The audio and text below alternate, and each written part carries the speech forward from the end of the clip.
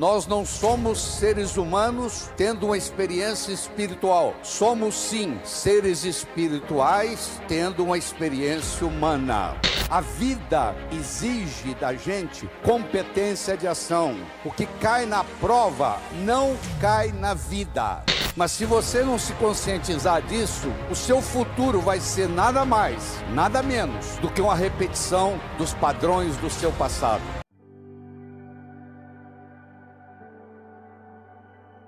Há muitos e muitos anos atrás, e ao mesmo tempo agora, num lugar muito longínquo, e ao mesmo tempo aqui, um grupo de homens e mulheres cavalgavam em seus cavalos, subindo uma montanha íngreme, numa noite escura. E do céu surge uma voz: desmontem de suas montarias, desçam, pegam pedras, enchem suas sacolas, remontem e continuem viagem. E amanhã de manhã, vocês estarão alegres e tristes ao mesmo tempo. Alguns desmontaram, outros não. Alguns pegaram muitas pedras, outros poucas. Colocaram nas sacolas, remontaram e continuaram viagem. Quando o dia amanheceu, tal qual a voz tinha dito, eles estavam alegres e tristes ao mesmo tempo. Alegres porque com a luz do dia, quando olharam nas sacolas, não eram pedras, eram diamantes. E tristes,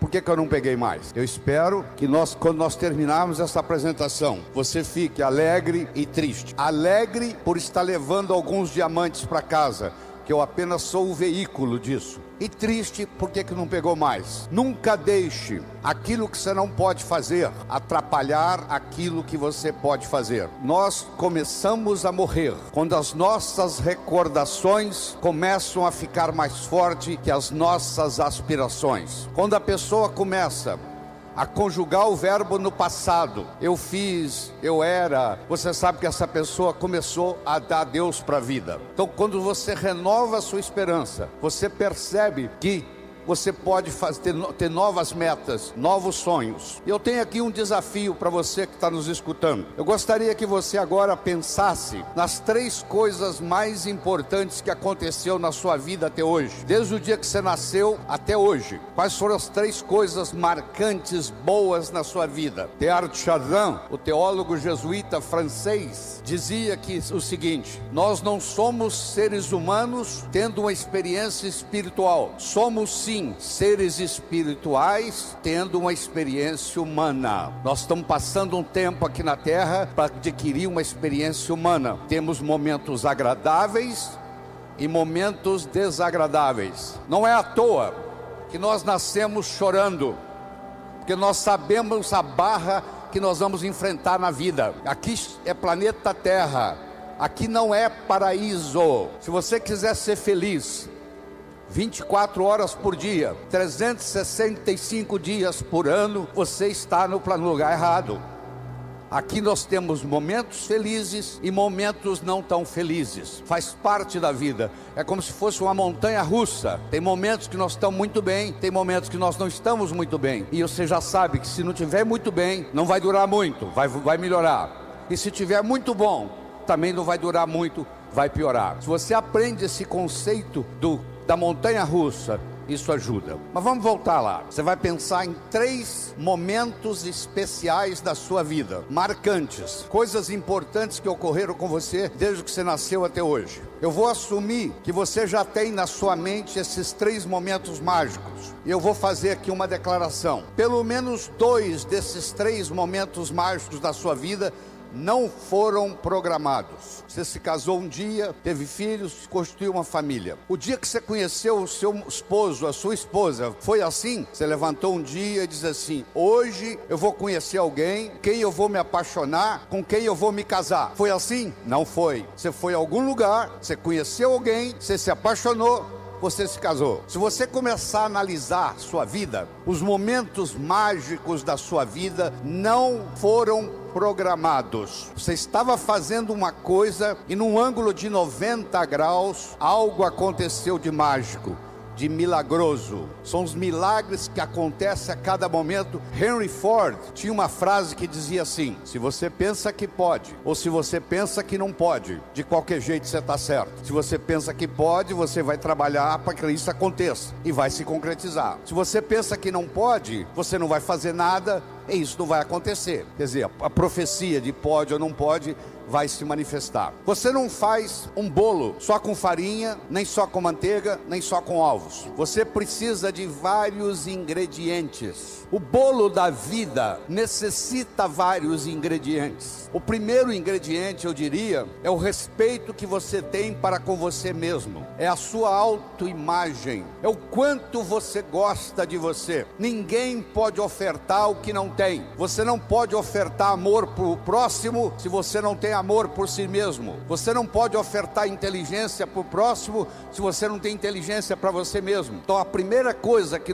Deus quer da gente é que nós tenhamos o amor próprio, que a gente se respeite no mundo. Isso chama-se autoestima, isso chama-se autoimagem. E eu tenho uma boa notícia para você: autoestima e autoimagem não é feito de cimento, não é feito de aço, é feito de linguagem. Ninguém está condenado a ser quem sempre foi. Nós somos os únicos animais no planeta Terra que temos a habilidade de transcender. Transcender significa começar de novo. Não interessa o que aconteceu na sua infância, não interessa o sofrimento que você teve até hoje. O seu passado foi uma necessidade para você chegar até aqui. O seu futuro é uma possibilidade para você ir onde você quiser ir. Mas se você não se conscientizar disso, o seu futuro vai ser nada mais, nada menos do que uma repetição dos padrões do seu passado. Quais são os padrões existentes na sua família que você gostaria de se livrar deles? Porque a sua família, como a de qualquer outro, não é perfeita. O indivíduo, para ser médico, precisa fazer medicina. O indivíduo, para ser advogado, precisa fazer direito e fazer o exame da OAB. Para você ser pai e ser mãe, você só tem que fazer uma coisa: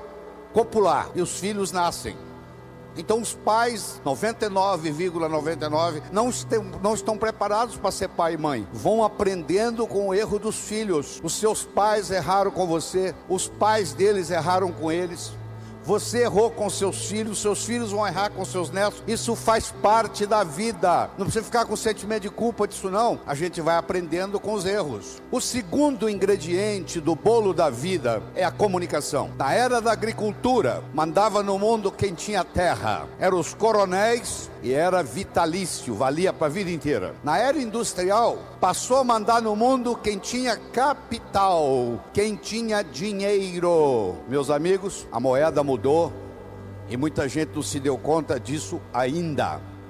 A moeda hoje chama-se conhecimento. Você é rico ou você é pobre em conhecimento. Mas conhecimento só tem validade quando aplicado, quando passado de um cérebro para outro. E a passagem do conhecimento de um cérebro para outro se faz através do diálogo, se faz através da comunicação. Portanto, jovens que estão aqui nos assistindo, comunicação se tornou essencial, tanto no sucesso pessoal quanto no sucesso profissional. E faz parte da natureza do espírito humano evoluir. Galgou uma montanha, que procura uma montanha mais alta. E vocês jovens vão ver isso na vida.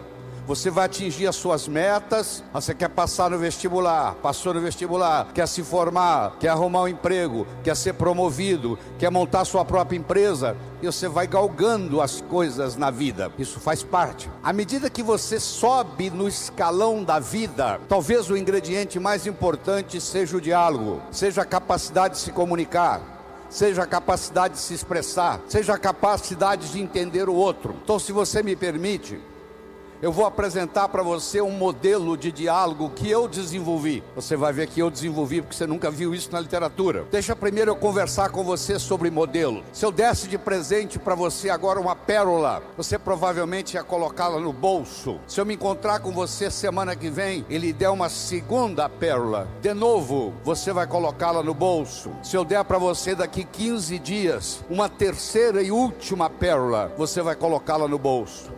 Se eu me encontrar com você daqui 6 meses e perguntar: onde estão as pérolas que eu lhe dei? Você vai responder mais ou menos assim: a primeira eu coloquei no criado mudo, a pessoa que arruma lá em casa não percebeu, jogou no lixo. A segunda eu esqueci no bolso da calça, a calça foi para a lavanderia e a pérola não voltou.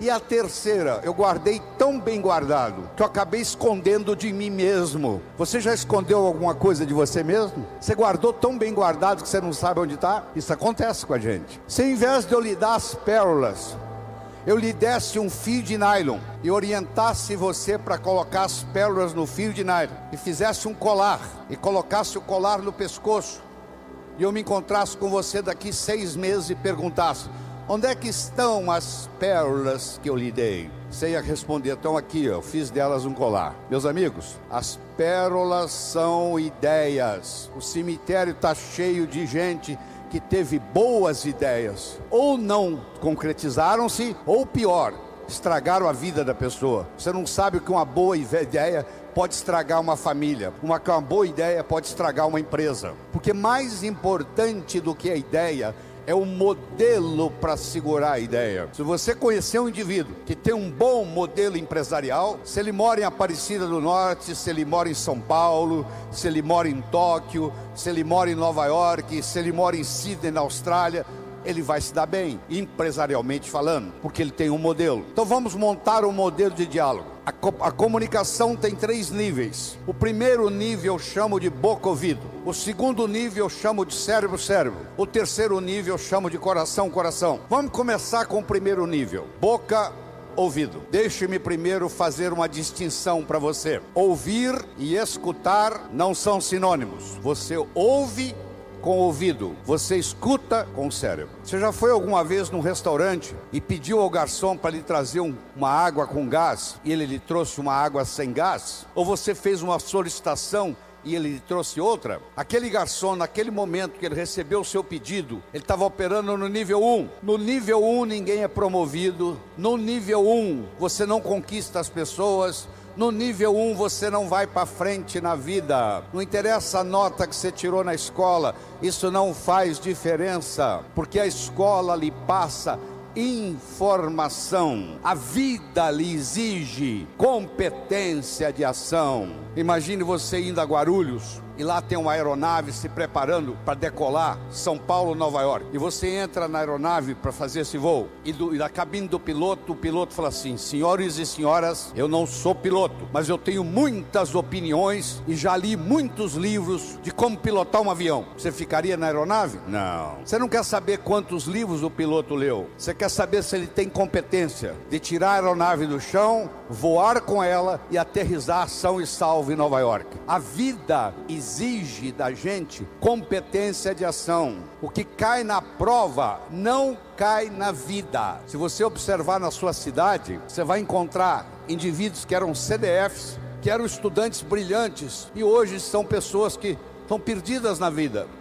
E você vai encontrar também pessoas que eram estudantes medíocres e hoje são excelentes empresários, estão contribuindo para o bem-estar da comunidade. Por que isso? Porque esses segundos, eles sabem dialogar com o mundo, eles sabem dialogar com a sociedade, eles aprenderam, talvez até intuitivamente, o poder da comunicação. Deixa eu primeiro fazer uma afirmação: nós só chegamos ao coração das pessoas passando pelo cérebro. Não tem outro caminho. É fácil você gostar de quem você gosta. Eu quero ver você gostar de quem você não gosta. Quando você está operando no diálogo no nível 1, não acontece nada. É o pai que está dando um sermão para o filho, e entra num ouvido e sai no outro, e o pai não percebe que ele vem falando isso há 5 anos e não funcionou nada. Pelo contrário, o filho até ficou rebelde de escutar o pai falar aquilo, e o pai não se dá conta que aquilo não é diálogo, que é um monólogo que ele está falando para o vento, porque está entrando no ouvido e saindo no outro. O melhor modo de você educar seu filho não é com sermão, isso não é diálogo, isso é monólogo. O melhor modo de você educar seu filho é com exemplo, dando exemplo. exemplos. Aí água mole em pedra dura, tanto bate até que fura. Eu vou fazer a vitrine da minha loja, não de acordo com o meu gosto, de acordo com o gosto do cliente que eu quero atrair. Ah, mas eu tenho uma loja,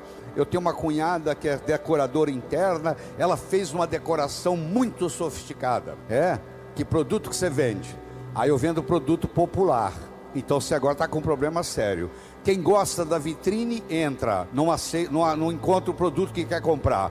Porque quem gostou da vitrine sofisticada quer comprar produto sofisticado. E quem compraria o seu produto? Olha na vitrine, não tem coragem de entrar. Pronto, aquela vitrine tão bem organizada que a sua cunhada fez porque é decoradora interna, está atrapalhando o seu negócio. No diálogo, na comunicação, nós temos que modificar um pouquinho aquela frase que você conhece, que não é da Bíblia, tá? A frase é assim: faça aos outros o que você gostaria que fosse feito a você. A verdade não é bem essa. Faça aos outros o que os outros gostariam que fosse feito a eles. Se eu convidar você para jantar na minha casa em São Paulo, eu não vou lhe servir o meu prato favorito. Pode ser que você nem coma. Eu vou perguntar o que você gosta. Se eu quero agradar alguém num processo de diálogo, eu tenho que ver o que a outra pessoa quer ouvir. Eu vou começar por ali, e não o que eu quero passar.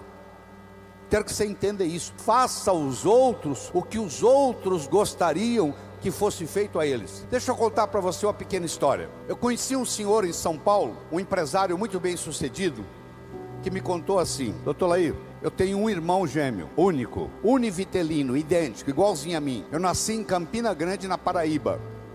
Aos 14 anos eu me desentendi com a minha família, briguei com meu pai, briguei com a minha mãe, briguei com meu irmão, pulei na carroceria de um caminhão e fui para São Paulo. Eu fiquei 25 anos sem se comunicar com a minha família. E aqui em São Paulo eu ganhei dinheiro, virei empresário e tal. 25 anos depois eu ligo para casa. Eu fico sabendo que o meu pai já tinha morrido, que a minha mãe já tinha morrido e que sobrava esse meu irmão. Eu então resolvi dar um presente para o meu irmão, trazê-lo a São Paulo, com ele e a mulher, para me conhecer, para conhecer os meus filhos, para conhecer os sobrinhos, e conhecer a família. Ele não quis vir de avião, eu mandei a passagem de ônibus. Eu fui buscá-lo na rodoviária e, para surpreendê-lo, eu organizei uma festa numa pizzaria, porque eu adoro pizza. E quando o meu irmão entrou na pizzaria, ele começou a passar mal, porque ele tinha nojo de pizza. Olha que interessante. Como esse empresário adora pizza, e ele queria agradar o irmão, ele achou a coisa mais lógica fazer uma festa numa pizzaria. Só que ele esqueceu de perguntar para o irmão se o irmão gostava de pizza.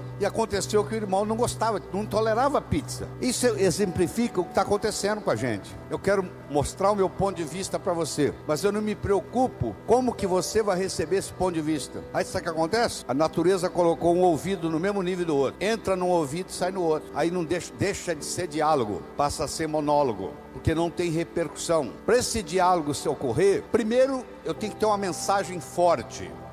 Você só vai continuar me escutando se você estiver gostando da mensagem. Eu tenho que ter algo para poder passar para você. Essa é a mensagem. Segundo, nós temos que conversar de uma forma metafórica. Como é que Jesus ensinava?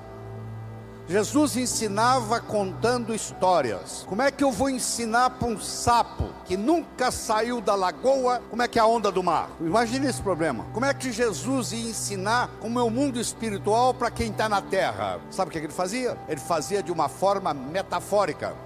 Ele contava parábolas, ele contava histórias. Quando eu lhe conto uma história, você não pode dizer que você não concorda com ela. Eu estou lhe contando uma história, e dentro da história eu coloco a ideia que eu quero passar para você. Era uma vez um navio que carregava ouro, e de repente o motor desse navio enguiçou, e o dono do navio disse: para, traga aqui o melhor mecânico da região. Eles trouxeram. Ele trabalhou um dia inteiro, não conseguiu consertar o motor. Ele disse: para, traga aqui o melhor engenheiro mecânico do país mais próximo. Eles trouxeram. Ele trabalhou 2 dias, não conseguiu consertar o navio. Ele disse: para, traga aqui de onde estiver, de helicóptero, quem montou essa máquina desse navio. E eles procuraram, encontraram e trouxeram ele e um assistente. E eles desceram no navio de helicóptero, foram até a casa de máquinas, escutaram o barulho da tubulação, tocaram nos tubos, e tinha uma válvulazinha vermelha num canto. E ele perguntou para o assistente dele: você tem um martelo? Tem, me empresta. Ele foi lá e pim, ligue. Eles ligaram, tudo funcionou às mil maravilhas. Os 3 indivíduos que trabalharam, o primeiro que trabalhou um dia, o segundo que trabalhou 2 dias e esse que deu a martelada na válvula, mandaram as suas respectivas contas. Quem trabalhou um dia mandou uma conta de $100. Quem trabalhou 2 dias mandou uma conta de $400, $200 por dia, porque ele havia trabalhado 2 dias e ele era mais sofisticado do que o outro. E quem deu a martelada mandou uma conta de $10.000. O dono do navio falou: eu vou pagar, porque ele consertou o meu navio, mas eu só pago com uma condição, que ele mostre como é que ele chegou à conclusão de me cobrar $10.000. E ele mandou um bilhete para o dono do navio, para dar a martelada, $1, para saber onde bater com o martelo, 9.999. Olha que interessante. Você imagine que nós estamos almoçando e eu conto essa história para você. Aí você, nós estamos num diálogo, almoçando. Aí você vai para o seu escritório comigo e você está pensando em me contratar para ser seu consultor na sua empresa. E você pergunta assim: doutor Laí, qual é a sua remuneração? E eu falo um preço elevado. Ao invés dele você falar é caro, você vai pensar assim: esse cara sabe onde bater com o martelo. Eu preparei o seu cérebro para escutar o meu diálogo com você. Através de quê? Através de uma história, através de uma metáfora. A pessoa que sabe dialogar, ela conversa metaforicamente. O político que ganha a eleição é um contador de histórias. O padre que faz o sermão que agrada a todos é um contador de história. Porque quando você está contando uma história, a mente crítica baixa. Você conta a história e leva o que você quer levar junto da mensagem. E a mensagem entra na estrutura psicológica. Terceira coisa importante no diálogo é uma linguagem apropriada. Você já foi a um médico e o médico começa a usar aquela terminologia médica que só ele entende. E aí você volta e a sua família te pergunta: e aí, o que você tem? O que o médico falou? Ah, não entendi o que o médico falou. Esse médico não tem nada de inteligente. Ele tem que conversar numa linguagem que o paciente entenda. Você está com um processo difícil na justiça, você vai visitar um advogado e ele começa com aquela terminologia jurídica e você não sabe o que ele está falando, precisa de alguém para traduzir. A própria Bíblia tem uma citação dizendo que se você não falar a linguagem de quem está lhe escutando, você está falando aos ares. Então é muito importante, quando você vai dialogar com alguém, não está na hora de você exibir vocabulário sofisticado, não está tem que ser um diálogo onde a pessoa inteligente entenda. Ela não precisa ter nenhuma sofisticação intelectual para entender. Deixa você usar a terminologia intelectual quando você estiver conversando com o intelectual. E outra coisa importante é a percepção. Uma coisa é o que você está passando, a outra coisa é que o outro está captando. Ah, você é um vendedor? Sou. Você é um bom vendedor? Ótimo vendedor. E aí, você tem vendido bem? Não, tem vendido muito mal. Então você não é um bom vendedor. O aluno que diz que é bom aluno, ele tem que me mostrar um boletim bom. Eu não conheço bom aluno com boletim ruim. O mínimo que você tem que me mostrar como bom aluno são boas notas no boletim. Isso lhe caracteriza como bom aluno. Se você é vendedor e você não está vendendo o que você gostaria de vender, você vai me desculpar, a tecnologia, a abordagem que você está usando de vendas está sendo inadequada. Talvez a sua linguagem não está sendo apropriada, talvez a sua mensagem não está sendo forte o bastante, talvez você não esteja fazendo uso dos recursos da metáfora, das histórias. Semana passada teve um cliente aqui e eu falei para ele o seguinte: aí você pode falar o que você quiser, você está contando para esse cliente que está na sua frente o que você fez com o cliente da semana passada, o que você falou para ele, mas na realidade você está falando para esse escutar, mas você usou o artifício metafórico de que você está falando para o outro. E quando você trabalha esse fenômeno do diálogo desse jeito, quando você termina, a pessoa se sente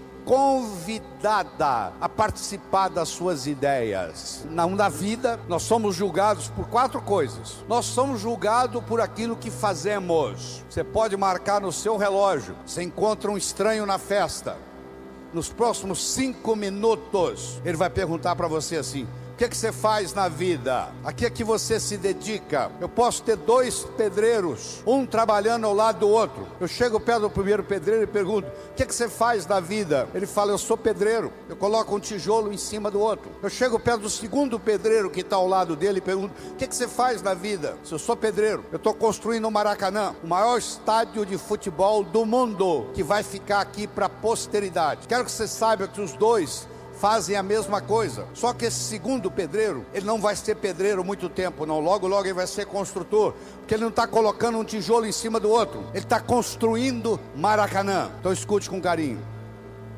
Quando alguém lhe pergunta o que você faz na vida, você tem que responder de um modo que agregue valor à sua contribuição para o mundo. Você lembra? Quando eu comecei a minha entrevista aqui na televisão, eu disse: a minha missão de vida é transformar as pessoas de uma forma alegre e poderosa, com amor e sabedoria. O que você faz na vida, Lair? Eu transformo as pessoas de uma forma alegre e poderosa, com amor e sabedoria. Isso é diferente de dar palestra, isso agrega valor. Então, você quer melhorar seu poder de diálogo, você tem que definir a sua contribuição no universo de uma forma que agregue valor. Segundo, você é julgado pela sua aparência. Não é estar bem vestido, não. Estar adequadamente vestido para a ocasião. Você não quer ir num médico que está de camiseta.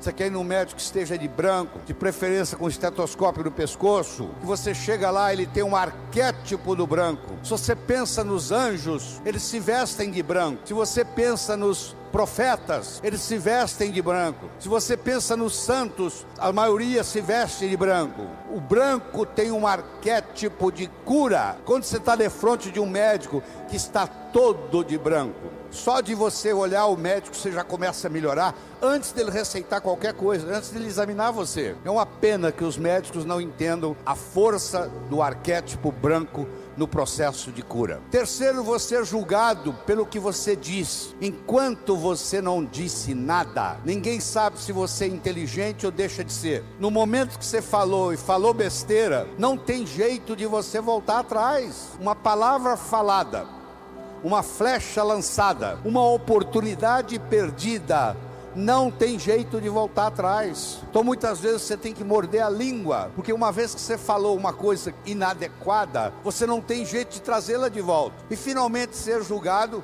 não só pelo que você diz, mas como você diz o que você diz. Eu poderia trazer alguém aqui que falasse exatamente o que eu estou falando. A apresentação poderia ser muito melhor ou muito pior, porque não é só o que eu estou falando que conta, é como eu estou falando o que eu estou falando. Eu não sei se você conhece uma frase que diz assim: o cantor é mais importante do que a canção. Se você tem um cantor favorito e ele canta uma música que toca o seu coração, aquela mesma música, aquela mesma canção cantada por um cantor que você não gosta, vai ter um impacto diferente. E nessa parte do diálogo, de como dizemos o que dizemos, vem o modelo que eu estou discutindo com você, que tem um nível 1, que não acontece nada, que você está perdendo tempo, que é o boca-ouvido.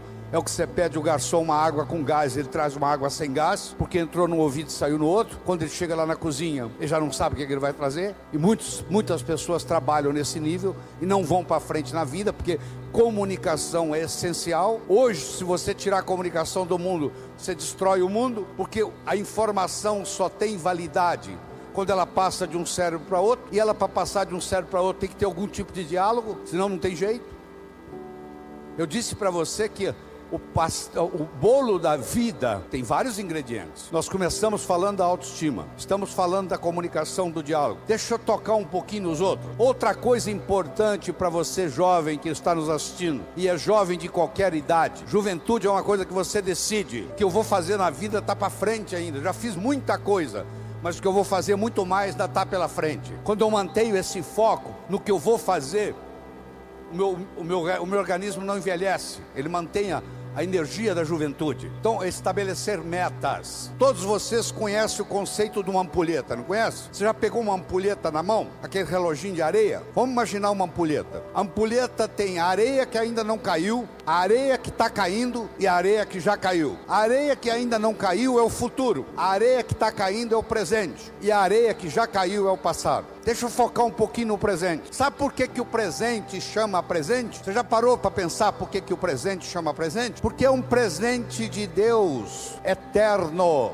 Não interessa onde você estiver, é aqui. Não interessa que hora for, é agora. Você já viu que a sua vida é um eterno aqui e agora? Aqui e agora. Esse aqui agora é o nosso presente. É nesse momento que você vive a vida. Se você não consegue ficar no aqui e agora, é como um gato que passa por um telhado de zinco quente, só sente o calorzinho da vida. E tem gente que está assim, está dominado pela tecnologia. É o relógio, é o celular tocando, a pessoa não vive mais o momento. E depois reclama que está ficando doente, que está esgotado, que não dorme direito. Ele não consegue viver mais o momento, ele não consegue viver mais o aqui e agora. Mas vamos voltar na nossa ampulheta. A areia que ainda não caiu é o futuro, a areia que está caindo é o presente, a areia que já caiu é o passado. Você aprendeu, e é verdade que você aprendeu, que o passado cria o presente cria o futuro. Isso é verdade, verdadeiro. Mas Einstein, a não linearidade do tempo. O tempo não é linear. Então eu vou provar para você agora, nessa conversa aqui, que o futuro cria o presente também. E o presente recria o passado. Se você comprar na segunda-feira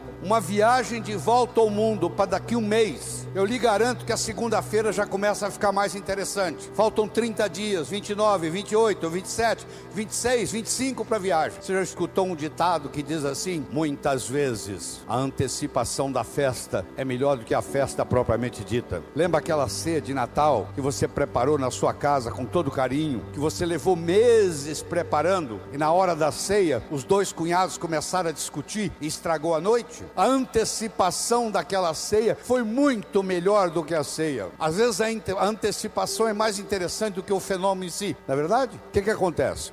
Se você tem metas para o futuro, o seu presente fica mais interessante, porque você vai viajar daqui 30 dias, daqui 29, daqui 28. Se você não tem perspectiva de futuro, aí a droga te domina. Todo drogado que eu conheci, que eu tratei, que eu cuidei como médico, todo drogado perdeu a perspectiva do futuro. Ele não tem a noção do amanhã. Ele acha que só existe hoje. Quem só acha que existe hoje não vai se preocupar o que a cocaína, a maconha, a heroína vai fazer no corpo, porque perdeu perspectiva de futuro. Então eu espero que você entenda que o futuro cria o presente. Eu vou provar para você agora que o presente recria o passado. Eu dou um curso de treinamento final de semana num hotel fazenda, vem gente do Brasil todo. Chegou uma senhora e disse assim: doutor Laí, eu estou aqui porque eu estou num processo de divórcio e fiquei sabendo que o seu curso fortalece o emocional, eu vim aqui fazê-lo. Deixa eu lhe contar a minha história. Eu sou casada há mais de 25 anos. Eu e meu marido decidimos, por opção, não ter filhos. Ele trabalha numa multinacional, eu trabalho noutra. Ele sai de segunda a sexta para viajar pela multinacional. E eu saio de segunda a sexta para viajar pela minha multinacional. Sexta-feira à noite nós nos reuníamos, íamos para um sítio que nós temos em Valinhos, perto de São Paulo, e nós passávamos sexta-noite, sábado, domingo, voltávamos segunda de manhã. A minha tia que me criou, que morava na Europa, veio nos visitar no Brasil.